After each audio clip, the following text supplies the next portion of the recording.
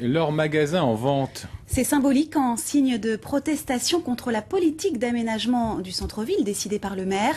Rue à sens unique, stationnement supprimé. Les commerçants ont peur de mettre la clé sous la porte. Pierre-Yves Salic et Constance Prieur. Le jaune fluo, c'est pour être vu de loin. Message personnel en forme d'appel à l'aide des commerçants à leur maire. Il n'y a pas d'écoute, quoi. On n'entend pas. On écoute, mais on n'entend pas, on ne réagit pas, on ne prend pas en compte toutes les mesures. Rue des France, c'est catastrophe. Regardez, là, il n'y a personne qui descend dans la rue. En cause, un changement du plan de circulation et la pénurie chronique de places de parking en centre-ville. En fait, les gens n'arrivent pas à se garer et puis même s'ils veulent faire leurs courses, ils dépassent un petit peu le temps. C'est contravention à tous les coups. Donc ça décourage quand même pas mal de gens de venir à Fontainebleau pour faire leurs courses.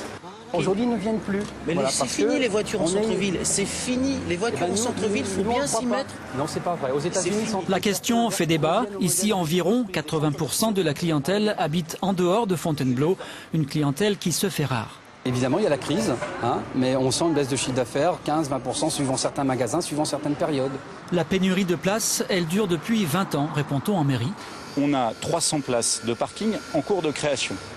On a créé, depuis qu'on est arrivé, 62 points minutes, ce qui permet des rotations importantes. Faire plus et plus vite, je pense que c'est difficile.